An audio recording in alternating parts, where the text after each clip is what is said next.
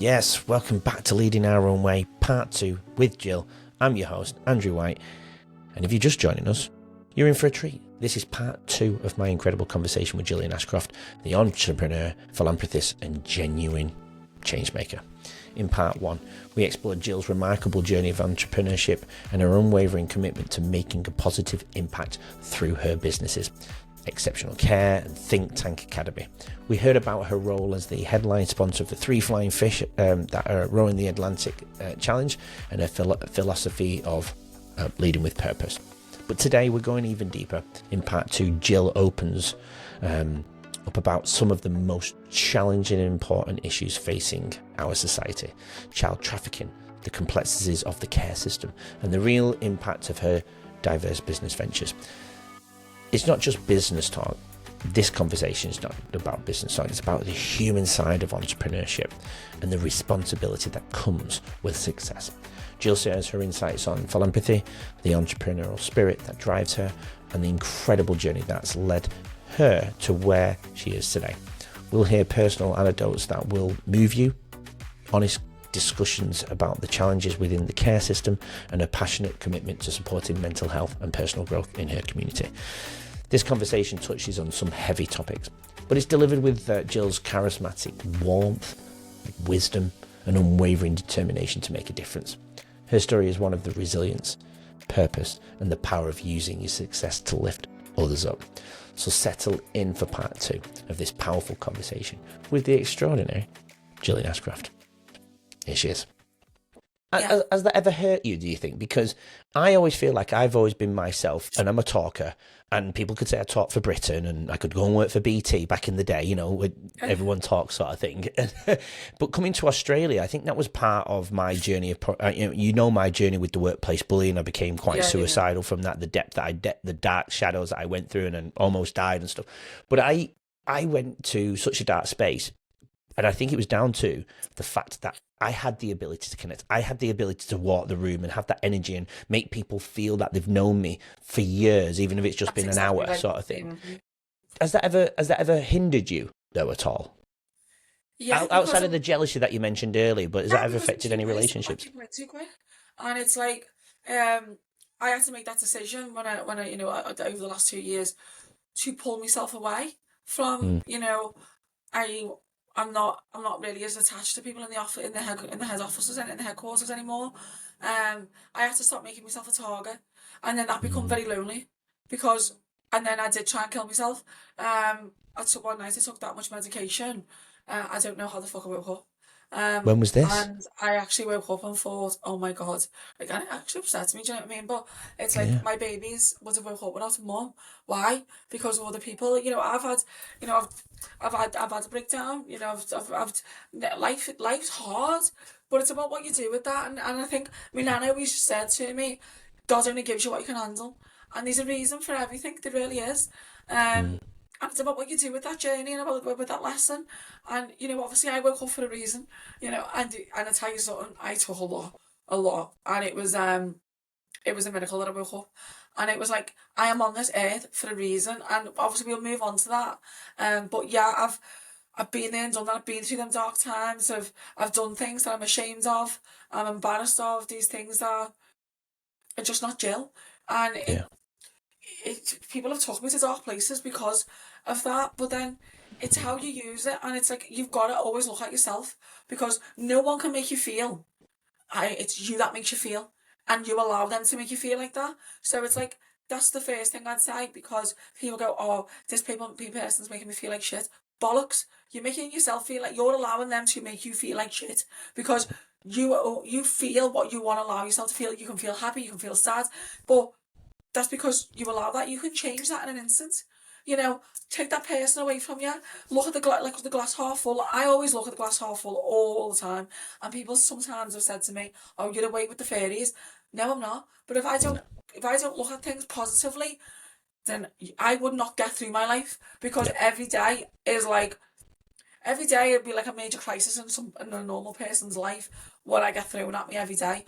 My main business is looking after vulnerable children that are being sexually exploited and human trafficked, and I will have in the next 6 months just under 40 of those highest vulnerable children in my care homes. Right now we've got about 26, but we're doing a massive expansion, and I've got the date from Ofsted. The children are not the problem, it's the staff. The staff are more difficult than the children. The dynamics, the issues, but at the top, I am that person that has got to settle the ship. You know, I'm that person who's got to make sure that the dynamics are kept at bay.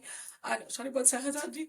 You might have to edit this. Why would you stop and let me have a bit of this vape? Pass that vape in that water. I'll go back No to... editing here, Jill, I'm afraid. You horrible person. No. This is Jill in its true form. I'm not bothered. You can show this if you really want Yeah, to we show will. it. Don't worry about that. Stay in, mate. Stay in. I'm so glad if I can vape. I'll carry on vaping all day long. Yeah. So that's one of your businesses then? Yeah. That's the one I didn't know about. So how do you get hold of these children? How do you find these children who are being exploited or trafficked? It's so sad, right? And I'm going to use this analogy because this is the most... It's like bidding on a car. Okay. It's what? It's like bidding on a car in an auction. Oh, wow. So you actually go and buy them from the person who's trafficking them? Is that what you mean? Andy, are you being serious? Seriously? No, we bid on local authority. Oh, right. I didn't know what you meant then. Then I'm a trafficker, you crazy man. I'm going to have to edit that out. Sorry, I didn't know how you... That's how I read it when you said it. That's an advertisement for not vaping. Right. This is Jill after the vape.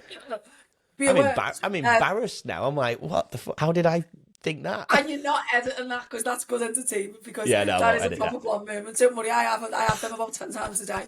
Even though I'm one of the most educated people you'll ever meet. I am like the biggest blonde bimbo, even though I'm not blonde, you'll have ever seen in your life. You've ever met in your life. I'm proper dizzy. But I think that's... You're not dizzy. You won't be where you are if you were dizzy. Come on. I am dizzy. I not as much now. I've actually... My daughter who sat in front of me. Oh, listen. Emmy, are you dizzy? Emmy? I have my moments, I'll say that. Come on, say that. Just want to meet my daughter. She's gorgeous. Come on. Have I not met Emmy before? Come on. Didn't I meet Emmy last time? I'm not. She is just fabulous. She's one of Emmy, didn't I meet you last time? Emmy's racking my office right now. She's like, she's just had a dizzy moment. Come on, Emmy. I was right on cue. Come and say hi. Didn't I meet you last time, Emmy? I met you last time, didn't I? Yeah. I was going to say, I thought I did. She's my best friend, and I love her very much, don't I? You're going to get lip gloss on me. Honestly, she's me drinking partner. Yeah, she is Jill. She is a mini Jill. And she's just been on a first girls holiday. We'll get back to the for you thinking that I'm buying off human trafficking. But I saw that you went on holiday, Emmy, by the way. I saw that. Did you? I did. You've been out with me? You've been out with me? Emmy is the best person to go on a night out with, and she is so dizzy. I'm going to tell you a quick little story before we move back on to me. You're not going to this next podcast in Liverpool, you know that, right? What? You're not going to the Liverpool for this next podcast. I've got to go, but we'll do part 2. I've got to go because I've got film in Liverpool. Emmy is that dizzy. She is like a little version. She's a mini-me. She's very clever. She walked into a room in London of this cohort of people have said, and they thought that she was one of my directors. I know she only looks young. She worked that room, and this was when she was 16. This was going back. They thought she was director level, even though she looked young, because she's still got these little young geniuses. She was not phased, and I tell you something, there was lords in that room, there was like billionaires in that room, there was people from all around the world, and she was just like a social butterfly, and she was that strategic. She was given small talk, finding out if they've got an alignment or synergies with me, and they go, come and meet me mum. I'm bringing them over. Oh, well, Emmy's done my job for me. I had a cute people that Brilliant. all had relevancy to like my interests. So Emmy, dead quick. Emmy's the only person I've ever known. So I was having a wee one day, right? So let's do posh shameless. I was having a wee one down the toilet, and you know the way the kids come in, you've got no privacy. Anyone who's got kids, listen, I'm in the bath where the kids all in and out, my husband going to the toilet, the dog trying to get in the bath. This is not a glamorous lifestyle. And I'm on the toilet having a wee, and Emmy's in front of me just talking as they do. There was a bath, the bathtub's next to the toilet as it usually is. Not even full, totally empty. Emmy was standing there, not moving. The next minute, she head planted into the bath. Like, I've never seen nothing like it. I can't even describe it. She went sideways, went over the bath end, head planted. I've never seen someone so straight doing a headstand in all my life. And then just collapsed. And I was like, where did that go? Like, it was like, I can't even explain it. It was like 1 in a billion chance. It wasn't even probably 1 in 10 billion. It was like astonishing. So last night, that's just one of the things for Emmy. Last night, I'm on a call to another care provider. And have you got she's got the earrings in now, right? I don't know what these can say, but these are the smallest little loops. So basically, the loop is like virtually touching an ear loop, yeah?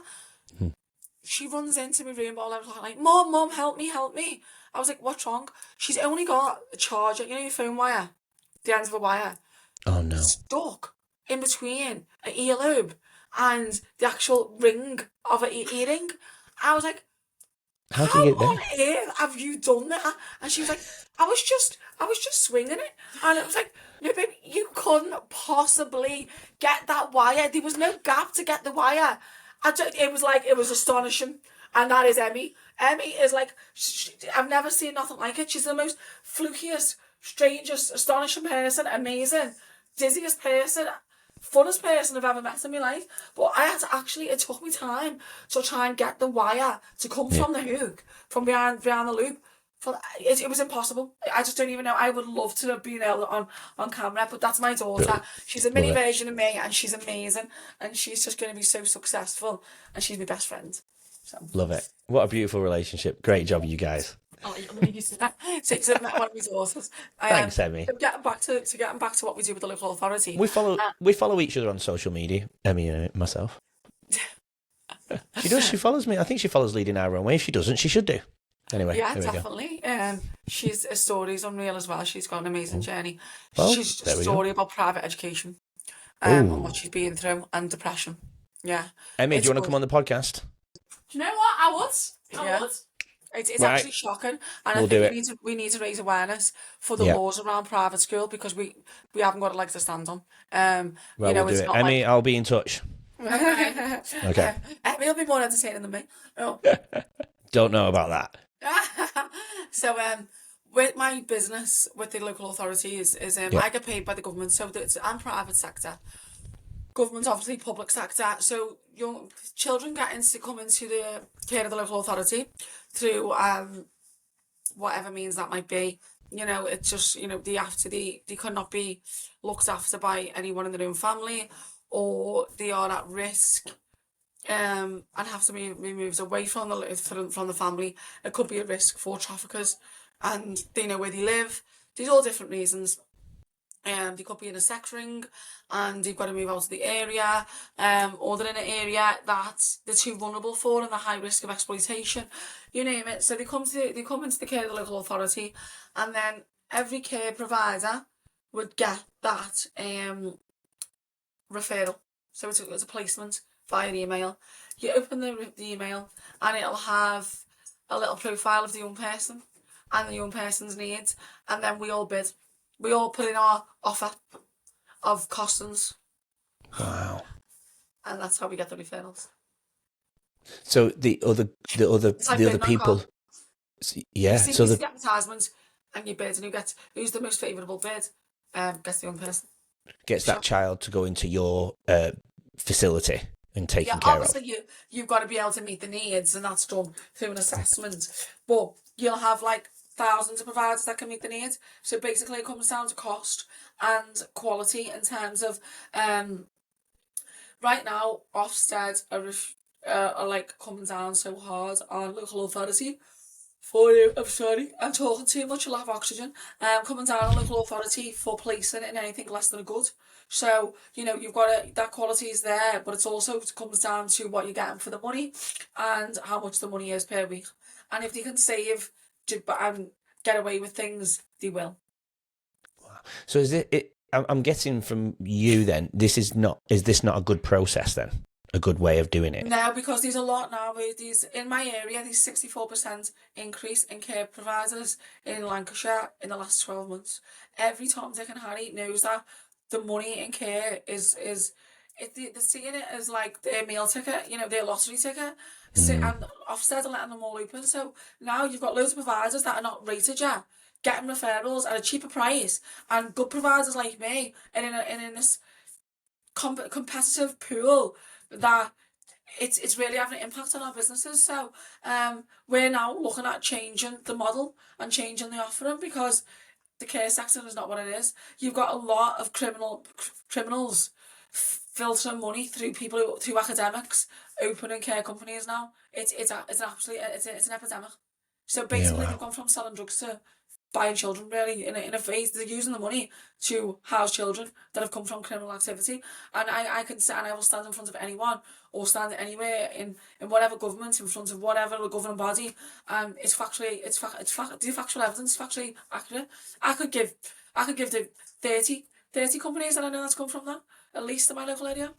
It's because the person behind the money is not getting looked into, the due diligence is not going. All they're seeing is the registered person, the registered provider, and doing checks on them.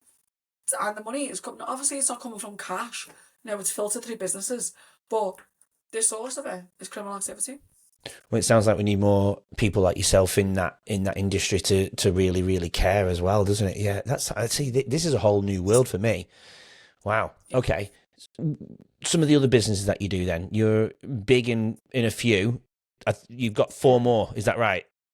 Yeah, I've got about 30 properties, so I've got a property portfolio in Dubai and in the UK, so I do that. Some of them are like commercial properties. I don't know why I keep yawning, I'm so sorry. Please, you don't have to need edit more me sleep. Out. I'm not editing it. Children have been up I'm all not night, editing it. as People will usual. just see the real Jill. It'll sell more. Listen, if it was the real Jill, I'd have my PJs on, and I'd be like, I'd literally would have my hair in a scruffy bun. And I'd just look like a tramp, basically. That's the real Jill. So it's the portfolio, and I've got commercial property. So I own like commercial units with flats on top and stuff like that. So I own land across the UK. I also have a tech company, which is something that I want to move on to before the end of our time. I know I've been babbling quite a lot, but there's just so much to talk about, Andy. I'm not gonna lie. That's fine. We need to do like a podcast series on me. Episode 1, episode 2, episode 3. Look at me, grabbing the limelight again. Well, this doesn't go out for 3 months anyway, so we can film again before then.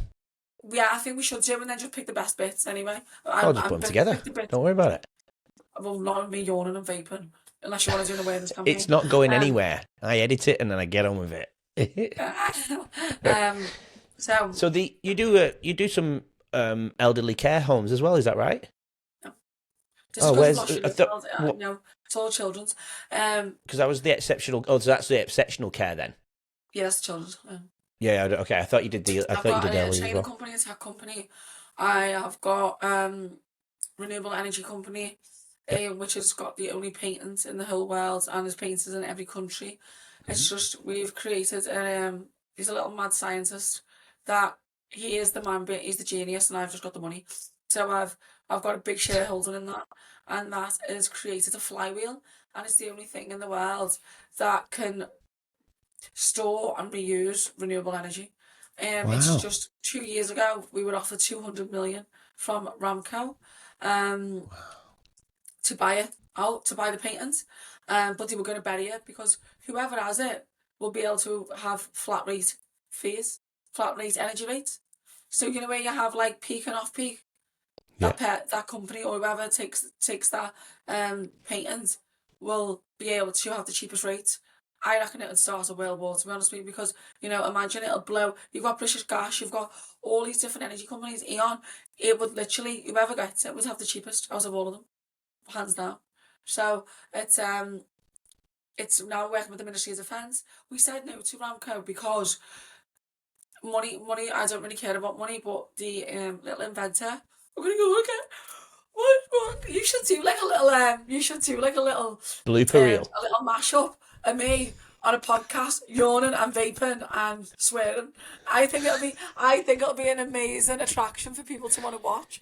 You're creating more work We for me should here, do a Jill. mashup promo advert. You're creating Well, more yeah, work so- here for me, Jill. When do I have time to do this? I work full time as well, mate.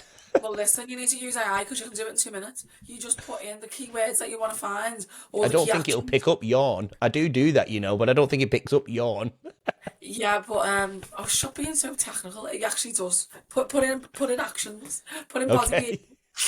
Anyway, so we never went with Ramco because the guy, he's worked 17 years. It's a lifetime in project for him, and he's lost his wife through it, and how he doesn't want his life's work getting buried. And I would do that to anyone, do you know what I mean? So that's amazing. That's unreal, that invention that is now it's on every BMW use it on every one of their charging stations. We've got it all over the Premiership football pitches on all the floodlights. I actually got gifted. Have you seen the i8s, the BMW i8s? The ones where I don't think so.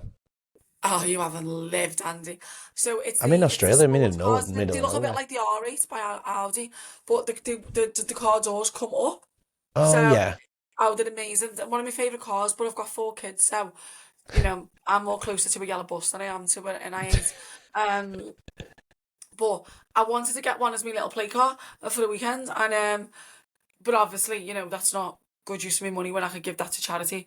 Yeah. And I got gifted it for free. So I got dropped off an i8, and they were like, you can have it. And my husband said, Jill, we live in Liverpool. You already drive a top of the range car. I've got a G-Wagon. My husband's got it's like a Volkswagen, which is the top of the range Audi Q7. But so he was like, just to stick an i8 outside our house as well as the other 2 cars. You might as well put a sign on the gate saying, "Come and tie me up and rob me." Do you know what I mean? Sorry, Because Jill. that I'm just happens going to ask you to come. Sorry, Jill. Sorry. Can you pull Sorry. it back into the middle? Is all right. Sorry, because Yeah, otherwise so it won't get you on the I'm reels. getting too comfy, that's what I mean. When I used to do the radio show, I used to swing round on my chair and do what I want. Because I'm in my little happy place.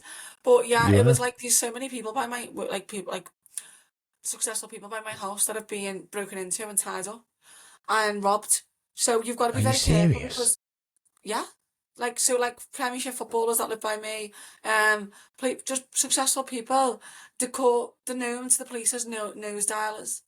So when my house got broken into, luckily enough, they watched me leave, and then I watched them on the camera when I got back, and they smashed all my back and my bifold doors in. And so the whole back of my house opens up. They smashed all that in.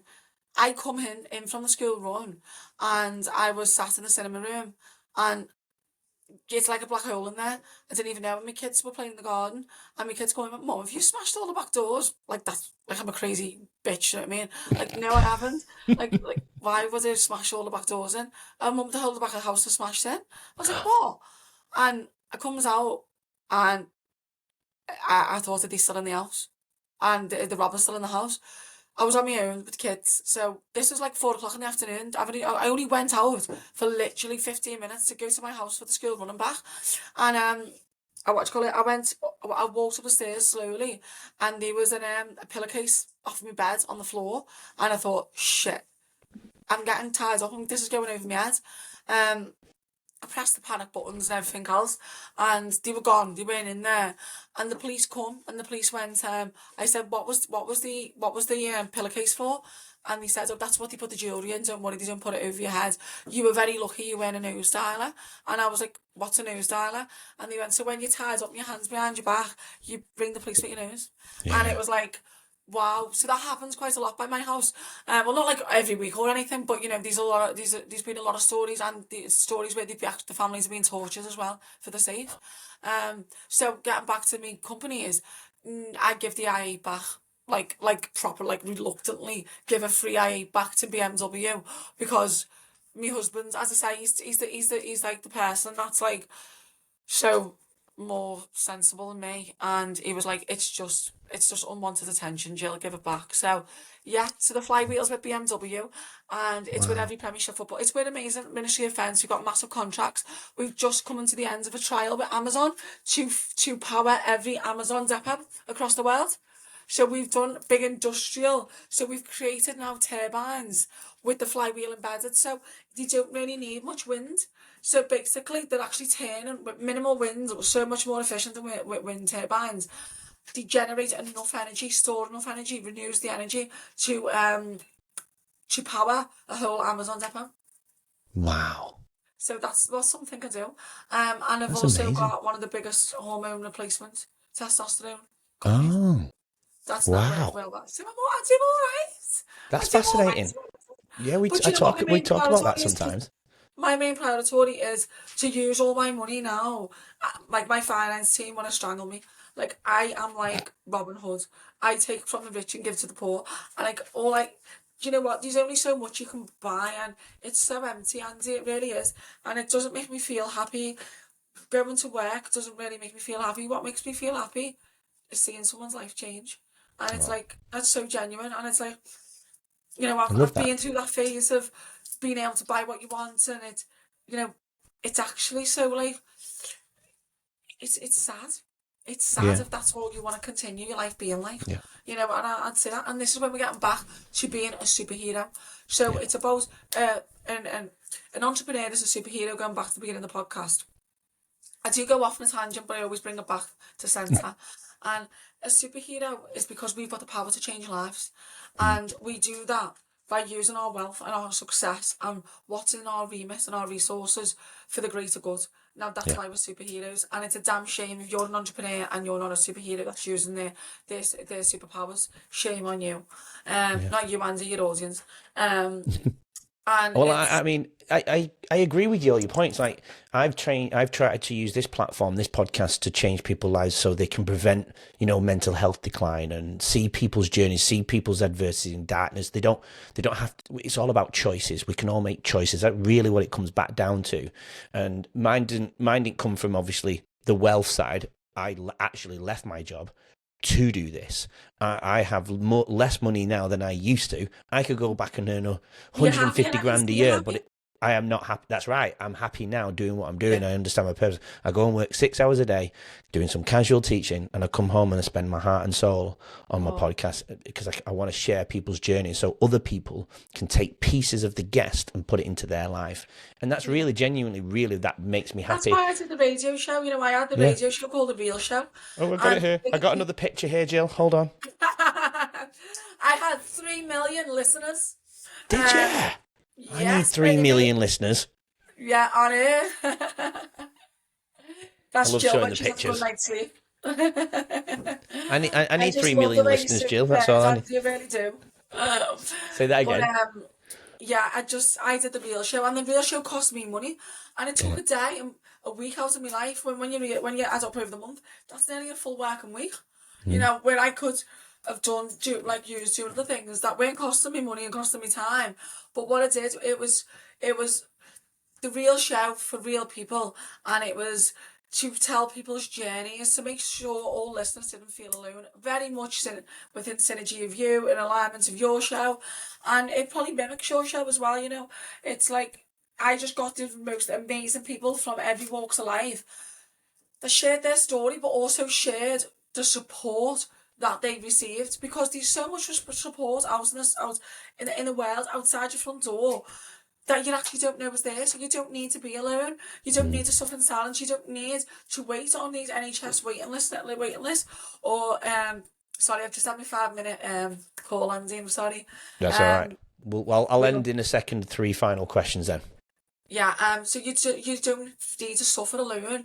You don't need to be stressed alone. You don't need to go under pressure alone. You don't need to go on a life journey alone, because there's always someone who's been through what you've been through, and you can take so much from someone else's journey, and to know what helps out there in every different way, whether it's mental health, whether it's business support, whether it's just personal, just advice, and that it's there.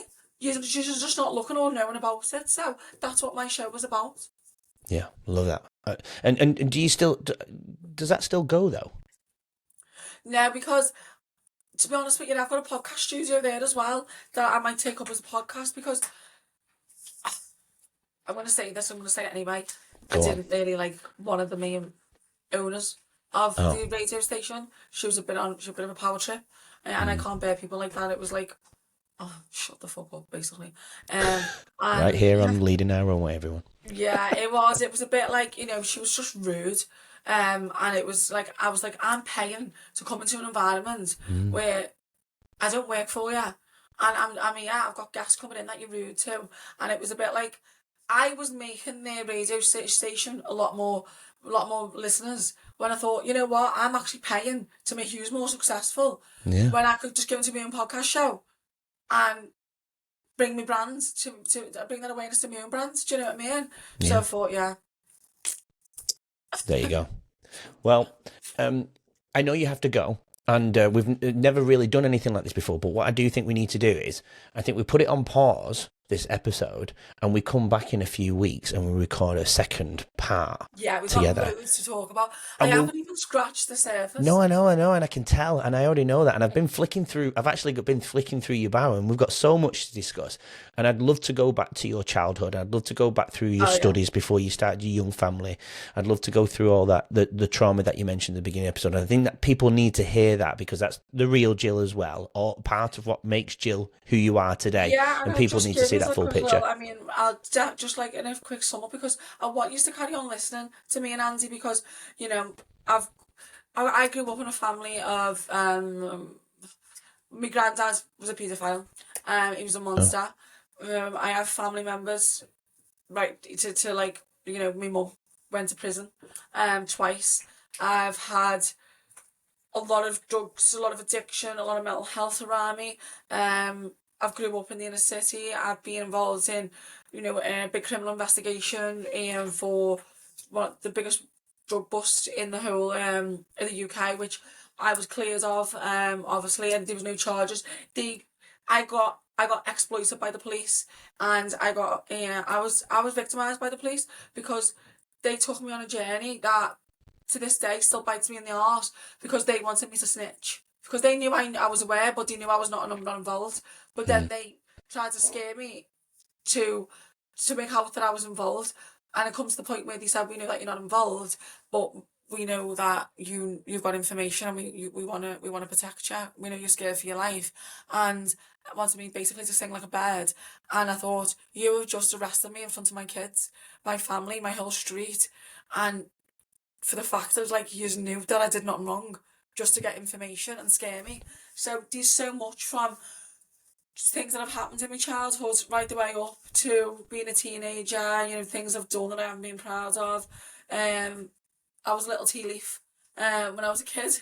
I was surviving in a city council estate, and to really realise like where my path, I could run circles around anyone who's corporate, or because I've survived in areas that it was the most difficult upbringing. I've had businesses in the most roughest places in the country. I've had a pub that was like stick to the paths off the moors. It was like Star Wars bar, where they'd rob the eyeballs out your head if they could. I was literally had my boxing gloves on every night. You name it, I've had a really difficult, like I've really I was very Nearly ended your life as well. Basically, I flatlined when I had my fourth child, so we can talk about that. I got one of the rarest illnesses you could get, where I was contagious on Barry and Nursing for a week. There's just so much that I could go through that's happened. Wow. Obviously, I've touched on a few of the assholes that I've had in my life. But yeah, it's an eventful journey, so I want you all to carry on listening, because there's so much that I can give.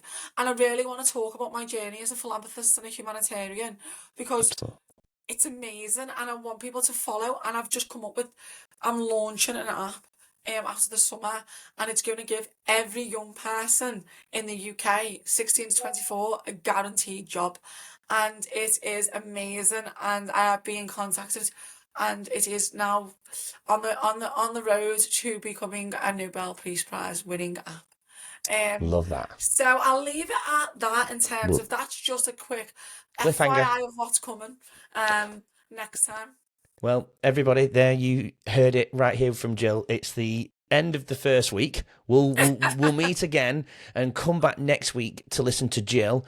And I mean, what a cliffhanger. I won't end with my typical 3 questions for this week because we're going to have Jill back next week and we're going to meet and do the next part because everybody needs to hear it. But until then, Jill has to run off. A different hairstyle and a different colour. Well, that's all right. Yeah, and we'll have never my hairstyle, never my hair. and we'll do different front covers, so it'll be all good. It'll be all good. Yeah, it'll be amazing. Well, thank you so much, everyone, for listening. And Andy, thank you for having me on the show. Absolutely. No, thank you. It's been an honour. Bye. And Bye, everybody, stay on the line, though, Jill, because we need to upload this, so stay there. But everybody, have a great weekend. Keep leading your own way. From Jill and I, we'll see you next week. And don't Bye forget for to now. help others. Absolutely. What an incredible, absolutely incredible journey we've been on with Gillian over the last 2 episodes. From her entrepreneurial success to her deep commitment to philanthropy, from insights of the care system to her personal anecdotes that have moved us all. Jill has shared her heart and soul with us. But here's the thing, this conversation has only given us a glimpse to the extraordinary life and the journey of this remarkable woman. There's so much more to Jill's story, so many more insights to uncover, and so much more inspiration to be drawn from her incredible path. The journey that brought Jill to where she is today, the struggles, the triumphs, the moments that shaped her into the powerhouse she now is. That's a story that deserves to be told in full. And I have a feeling we'll be hearing more from Jill very soon. In fact, next week. It's something I've not done before. We're going again next week. Her commitment, though, to making a difference, her entrepreneurial spirit and her genuine care for others is exactly what the world needs more of. She's shown us that success isn't just about building business, it's about building a legacy that matters, touching lives and using a platform to create real change. Thank you, Jill, for sharing your incredible story with us this week. Your authenticity, your passion and your unwavering commitment to helping others is truly, truly inspiring. And to all the listeners, remember, we all have the power to make a difference in our own way. Whether it's through business, philanthropy, or simply showing up for the people around us, we can all lead our own way and create positive change. This isn't the end of Jill's story, like I just mentioned, though. It's just the beginning. Come back next week as we continue to share more inspiring stories of resilience, purpose, and transformation of Jill's journey. Yeah. Until then, keep leading your own way. And remember, the world needs your unique contribution. I'll catch you next week on Leading Our Own Way when we're back more with Jill of where the journey began. Until then, have a great weekend. Keep leading your own way.